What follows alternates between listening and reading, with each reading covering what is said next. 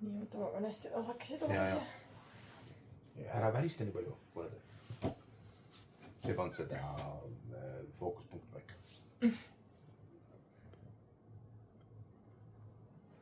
Lähme. Nii, päev 14. Saaks olla 13. 14. Sa salvestasid enne seda. 14. 12 me tegime selle eelmise video. Jah. Nii et 14. Serbias. 14 ehk me oleme 2 nädalat olnud teel. 2 nädalat ja 2 päeva on veel ees. Tegelikult on rohkem 2 päeva ja 2 nädalat ja 4 päeva. Oota, mul on tõsine probleem. Sa niikuinii sulandud selle pildiga ju. Okei, kui sa nii oled, siis sulandud. Vaata siia. Vaata siia. Miks me tegeleme praegu meie juustega? Sest et sul oli probleem. Nii, aga me oleme Montenegros.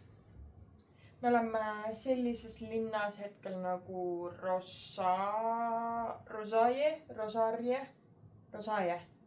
Ma tahaks olla Rosaje. Jah.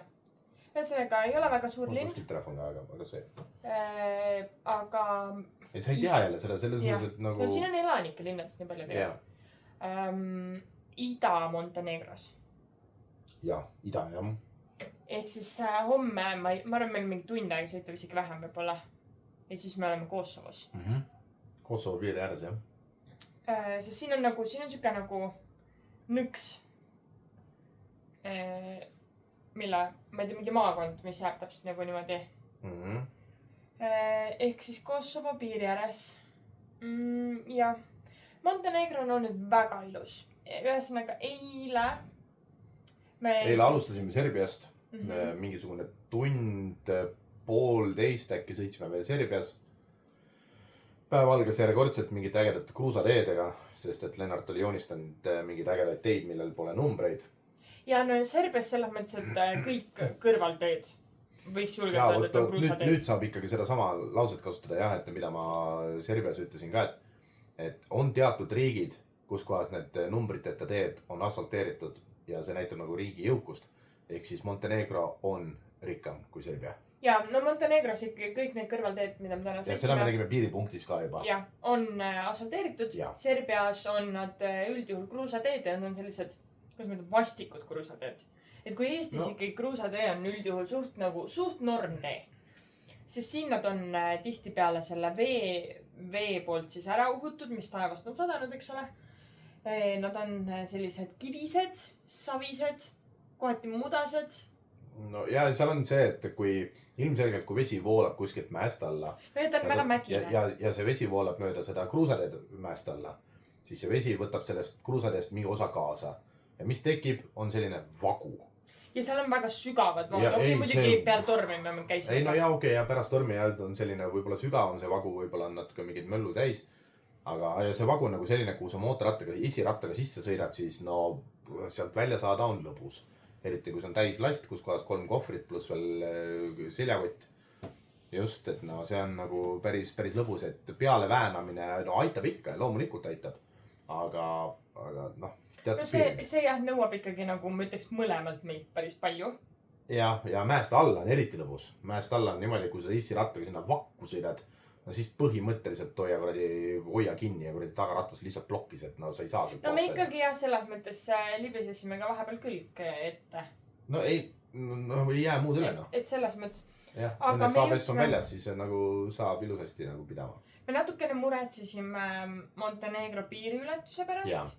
Sellepärast, et ma just samal päeva hommikul vist nägin mingit Reelsi Instagramis, kus jagati siis seda, kuidas bussireis, mis pidi võtma siis Dubrovnikust 2 tundi, et jõuda Kotorri Montenegrosse, võttis 2 tunni asemel 8 tundi, sest piiril läks 5 tundi aega.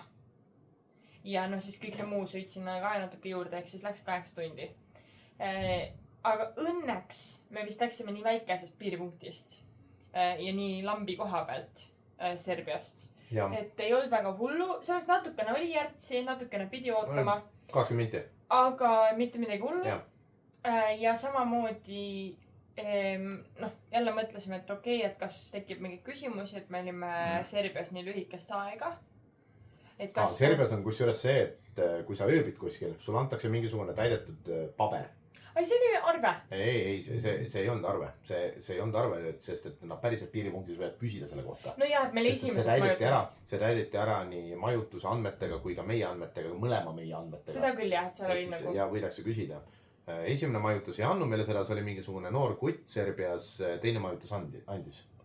Ehk siis, võib juhtuda, et piiripunktis, kui sa oled mingi kahtlane, enam käid Serbia, kuradi ma võib-olla, Horvaatia vahet, võib-olla kõik igat pidi käid nagu kogu aeg pendeldad, siis küsitakse tõenäoliselt. Aga meil oli 2 ööd oli Serbias, kütsime nüüd Montenegrosse kuhugi, kus me olime, see Podgorica. Põhimõtteliselt, kui sisenemise Montenegrosse, siis kohe kõik asfalt muutus, liiklus enam-vähem samaks, aga kurat tekkisid mäed. Ja, et Montenegro on nagu ikkagi suht mägine ja me tulime siis põhja poolt sisse.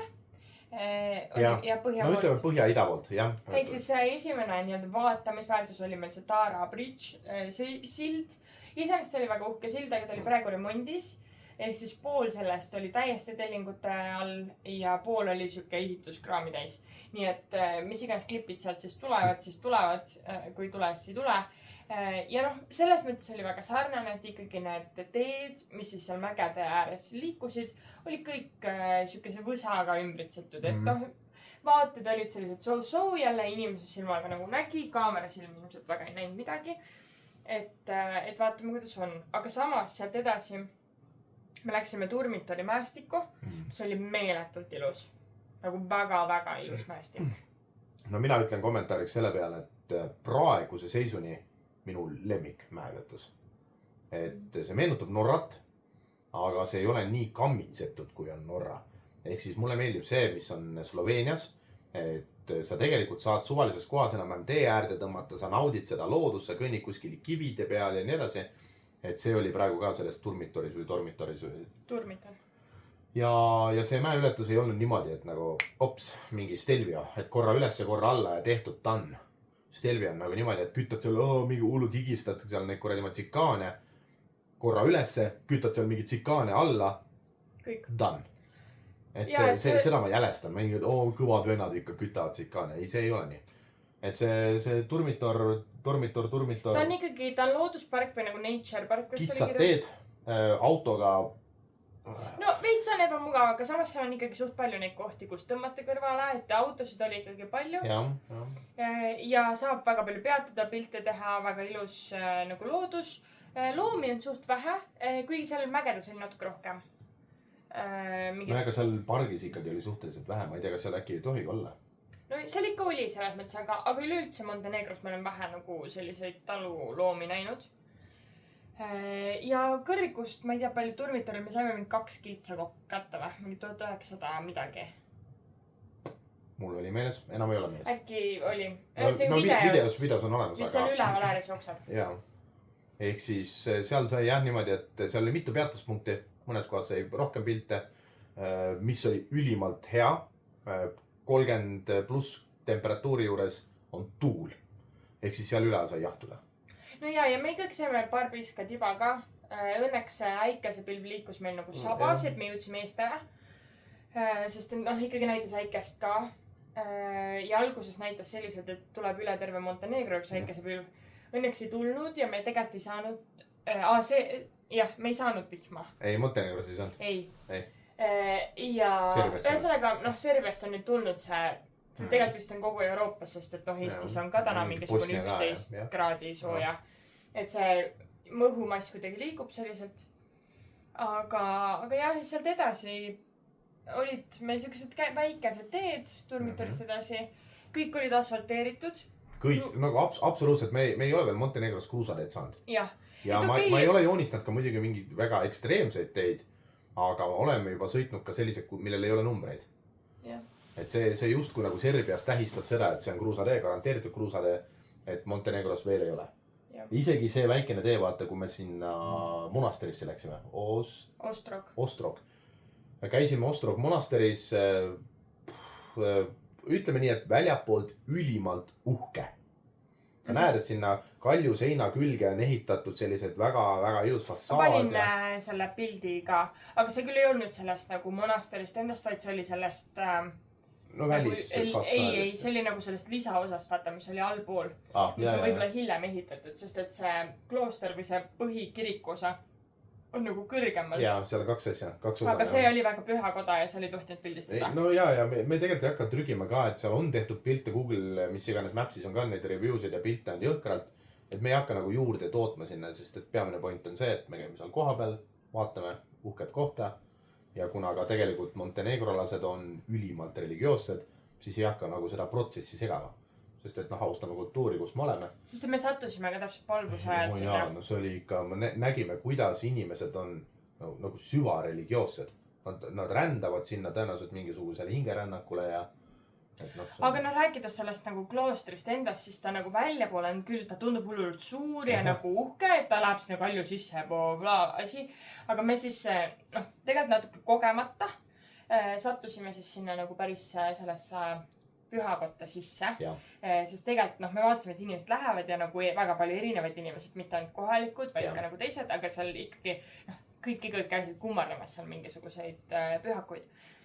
Et me natuke tundsime, et me trügisime selles osas, aga ta on nagu sees, sa lähed sisse, seal on üliväikesed nagu ruumid, üliväikesed augud, et see tegelikult ongi mööda kalju seina ainult, et see nagu maja ongi ehitatud võib-olla, ma ei tea, 2 meetrit väljapoole see klooster, nagu, mis kõik välja paistab, aga seda ruumi ongi seal nagu natukene, et seal oligi põhimõtteliselt seal oli siis 2 töötajat. Üks ütles esimest uksest, davai, tulge nüüd.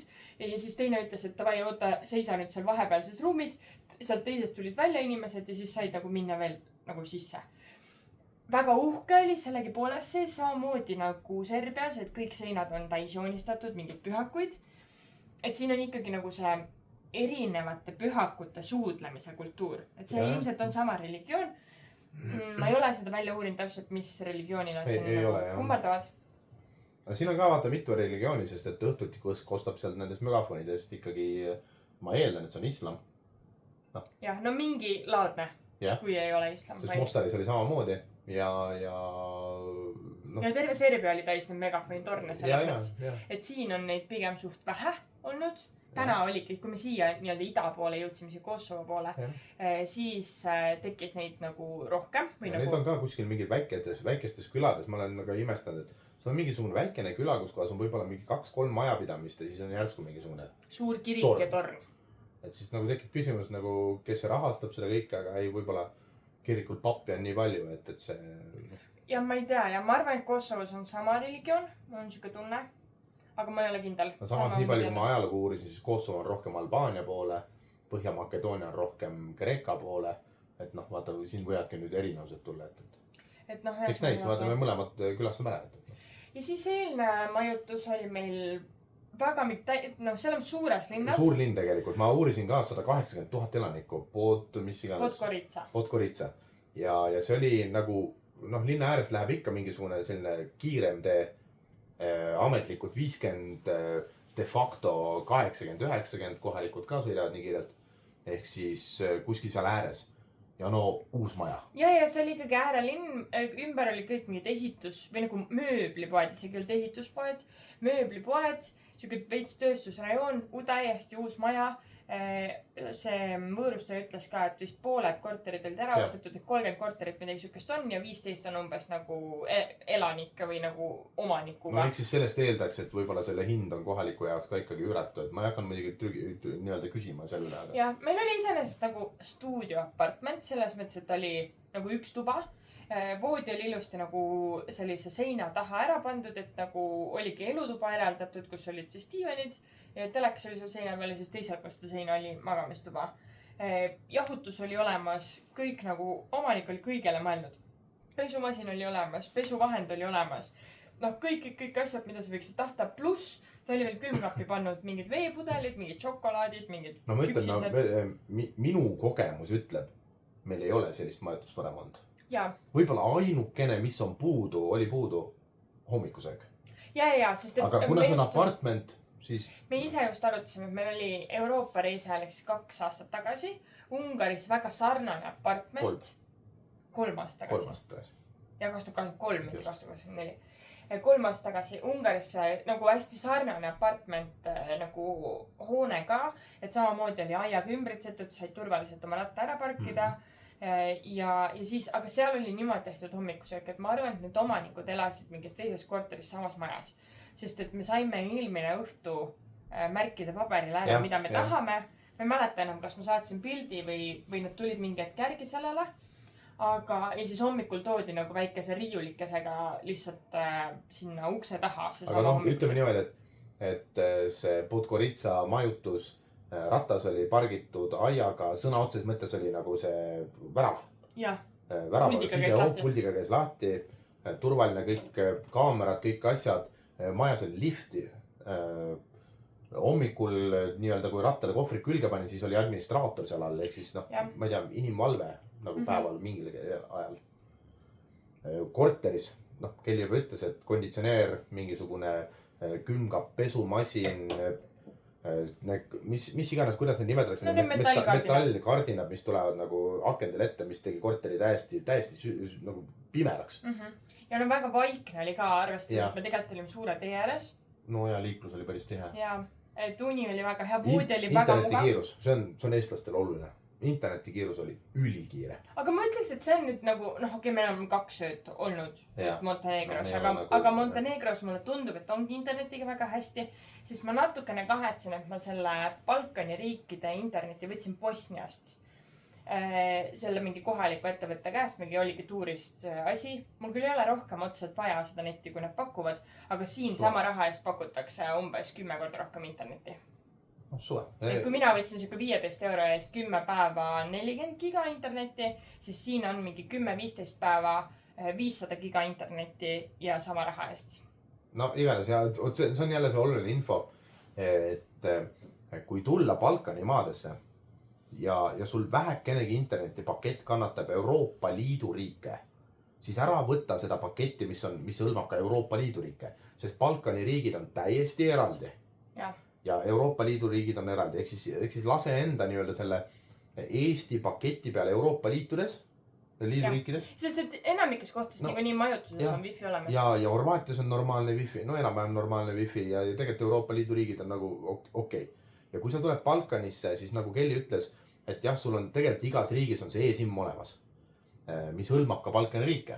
Et kui oleks me seda teadnud, siis ma oleks võtnud Montenegro wifi või selle korral e-SIM-i.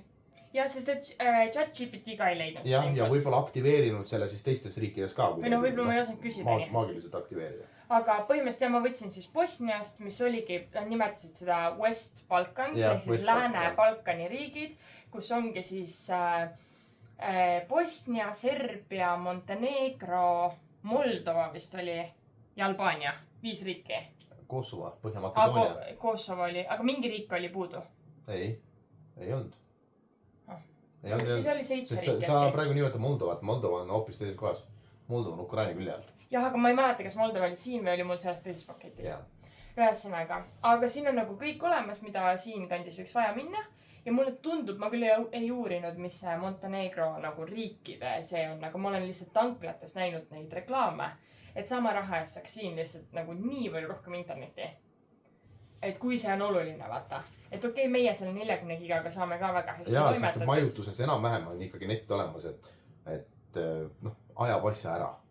Sest näiteks Serbia viimane majutus oli kehva, Serbia esimene majutus ülihea, Montenegro mõlemad majutused, esimene oli meil see Podgorica, ülikiire nett. Nüüd siin hotellis, okei nett, 50 megabitti sekundis, see on väga okei. Ja noh, tänane päev siis, kui me alustasime, oli juba alguses väga kuum. Kell 9 hommikul oli 29 kraadi. Jah, sest me teadsime, et tuleb väga kuum. Me lootsime, et me seda 45 ei näe, mida siin neile ähvati. Ei näinud. Ei näinud. 37 oli. Aga sõitsime siis mingit kõrvalteed pidi, mis oli asfalttee, kus väga suur osa võssist ei olnud lihtsalt võss, vaid olid granaatuna põõsad, mis oli väga lahe. Sõitsime siis Kotorbeisse ehk siis Kotor maakond on see vist Kotor ja erinevad linnad seal selle lahe ümber. Jällegi, vaadet kaamera jaoks väga ei olnud, sellepärast et võsa, aga veel rohkem granaatõuna võsa. Ja siis, ütleme, et suuremad linnad jällegi rattaga oli veits ebamugav, sest et 37 kraadi näitas ratas, eks ole. Ei olnud kõige mugavam sõita, aga sõitsime siis üles Mäkke. Seal oli mingi tore baar oli, Horisont baar äkki oli selle nimi. Äkki oli, jah. Kus tegime väikse Fanta ja väikse nullõlle ja sai mega ilusaid pilte ja videosi. Nii et neid kindlasti näete. Ja tõesti väga ilus piirkond, väga soovitaks puhkama minna. Vaatasin Bookingust ka majutusi või vaatasin Eesti neid mingid tuusikuid, mis ei olnud kõige soodsamad, ei olnud kõige kallimad, aga ei olnud kõige soodsamad, aga siin ei ole väga palju hotelle, kus on kõik hinnas. Aga siis mõtlesin, et davai, et ma vaatan bookinguid. Ja ütleme nii, et 4-6 inimest, üldsegi natuke rohkem, saab nädal aega puhkust. Siuke 100 eurot päev, mis sa siis jagad inimeste vahel vastavalt, kui palju neid on. Et apartmendid hakkasid siin mingi 500 eurost läksid kuni 7000-ni, et kellele mida, eks ole. Aeg oli siis 7 päeva või 7 ööd. Selle majutusega on jah siin see lugu, et ilmselgelt sa saad mingit ultrikkalikku majutust ka. Mingid hotellid, kus on basseinid ja all inclusive ja kõik asjad. Aga all inclusive'id ei olnud siin väga. Jah, mingi ultra olid ja mingid asjad, aga üüberkallid. Aga kui sa nagu tahad okeid vaadet ja sellist, täitsa head majutus, siis odav. Eesti mõistes odav. Ja ühesõnaga, jah, Kotoris käisime ja siis tulime läbi mingite viewpointide nii-öelda nagu Podgoritsasse tagasi ja siis sealt hakkasime uuesti minema ida poole. Me käisime ka sellises kohas, me nagu selles mõttes me ei külastanud, oli seal üleval see mingi rollercoaster või mis iganes see. Lovechak äkki on selle nimi. Ja sinna läheb ka Kotorbeist läheb see Cable car. Aga kui me ei läinud sinna, siis sinna ei saanud väga ligi. Ja siis me mõtlesime ka motoriietes 37 kraadi, me ei jatka sinna kuskile nagu. Sest me alguses jah mõtlesime, et seal on, äkki oli Lovechak selle nimi või äkki oli. Ei mäleta, igatahes. Mingi see looduspark jällegi. Ja seal oli üleval siis mäe otsas siuke, ongi rollercoaster, selles mõttes, et ta oli suht väike teekond, aga sa saad sinna nagu üksikusse sellesse asja sisse istuda, et see ei ole nii, et sul on seal mingi 100 inimest, eks ole. Üksinda istud ja siis sa sõidad seal mäe nõlva peal sellega. Väga soovitati, mul just täna hommikul viskas neid mingit reelse ka sel teemal. Ehk siis internet ikkagi saab aru, kus sa asud, eks ole. Aga 9 eurot äkki keegi reklaamisid maksab. Aga kuna nii palav oli ja motoriietes on nagu veel palavam, siis me jätsime vahele. Ja sealt läksime edasi, seal oli ka mingi klooster. Ei, see ei olnud klooster, see oli see mausoleum. Jaa. Mis iganes eesti keeles. Kus mäe otsas oli siis mingisugune matmispaik. Aga sinna me ka ei roninud sellepärast, et seal oli päris palju rahvast ka, et esiteks on see, et vaata, kui sul on nagu üleliia palju rahvast seal, siis ei mahu väga hästi ja seal ei olnud jah nagu, et kui me võrdleme neid kloostreid, kus me nüüd käinud oleme, siis me vaatasime pilte lihtsalt, et kas me hakkame sinna üles minema või ei hakka. Siis see ei olnud nagu nii uhke võib-olla. Et siis me mõtlesime, et okei, et me ei hakka ronima, sest kuna teisel pool mäge näitas vähe mõistlikumat temperatuuri ka, siis me sõitsime edasi.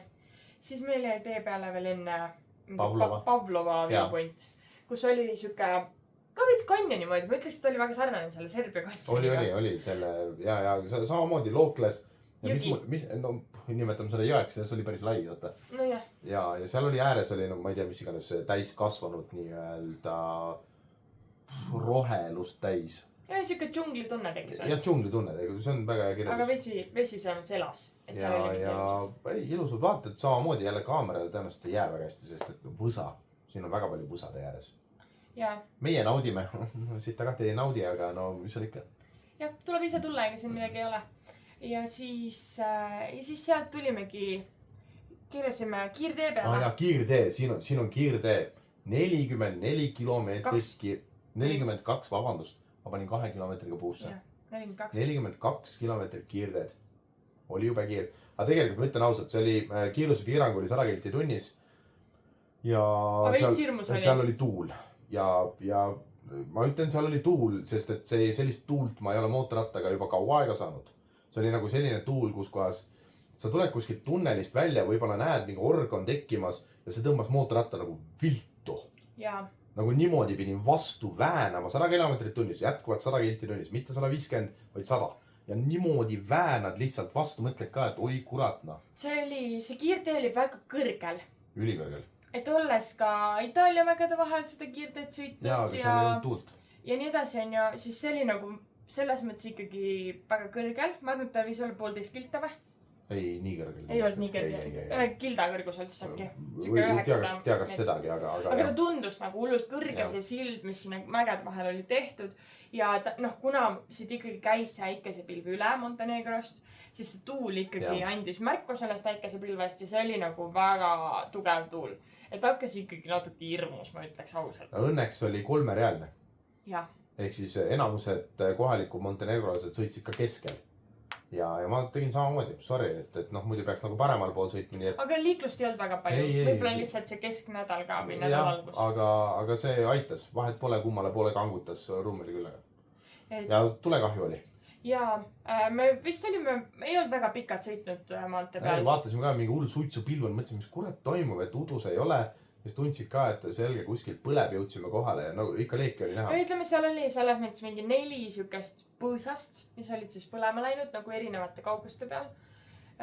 Et oli tunda, et see temperatuur siin ikkagi ei mõju väga hästi loodusele.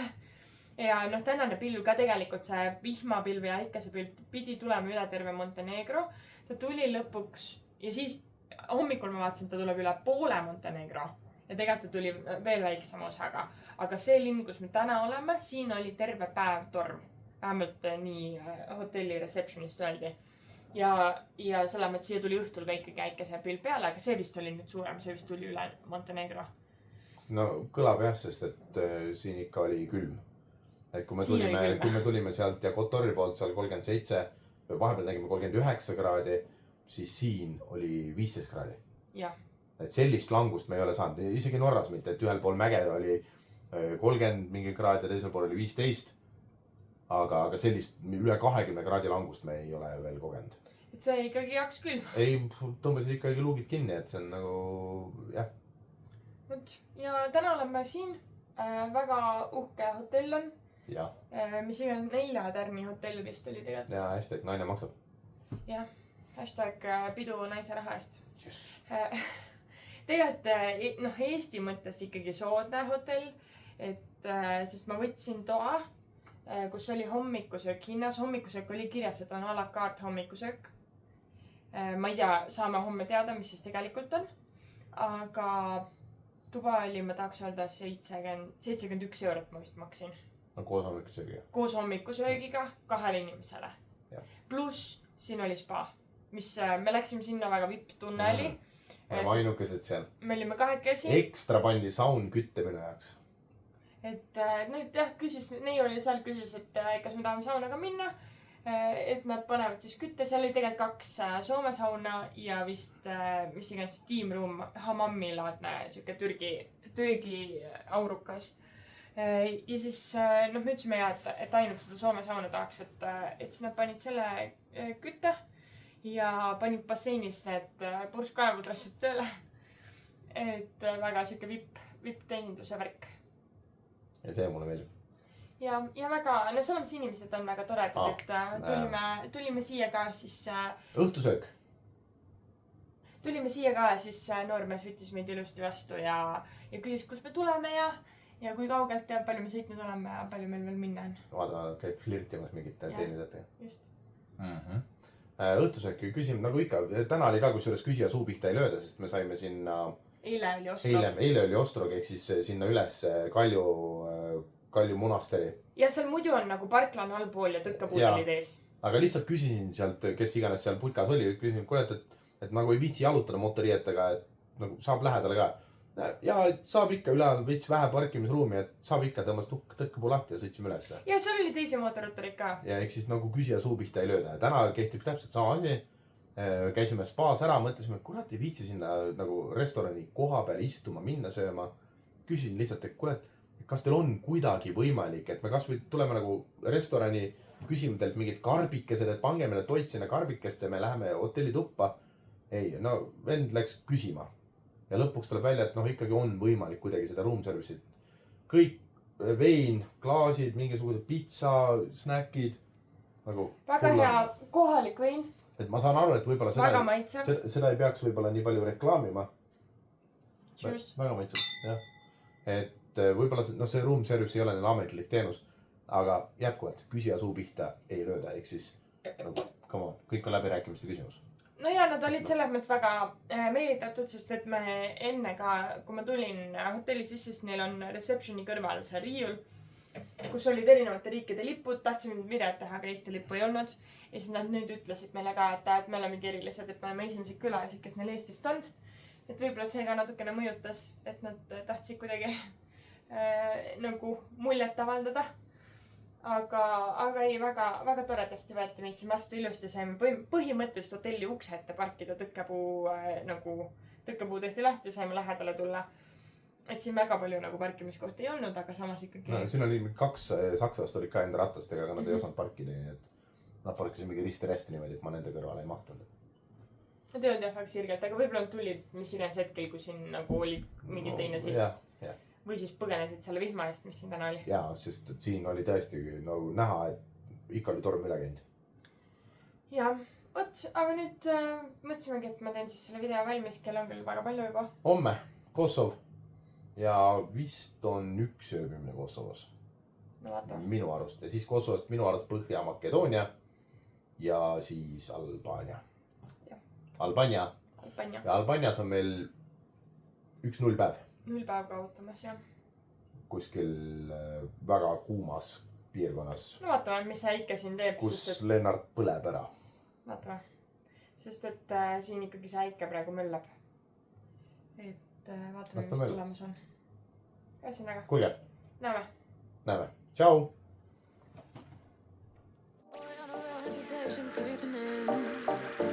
But you look so good and I know what you're offering. Phone's lighting up, but I'm just gonna let it ring. Yeah, my phone's lighting up, but I'm just gonna let it ring.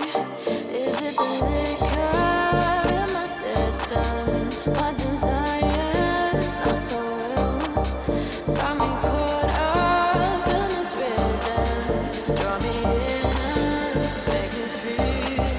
Draw me in and make me feel. Draw me in and make me feel.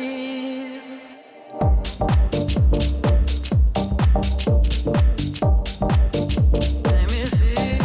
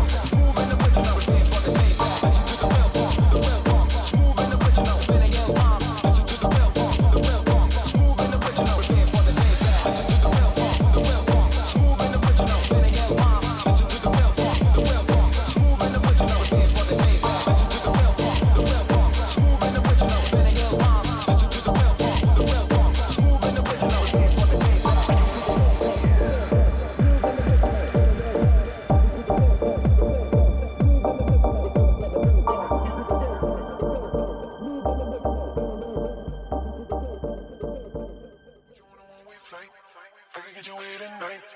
You know I could change your life. First class, alright. Put you on a one-way flight. I could get you away tonight. You know I could change your life. First class, alright.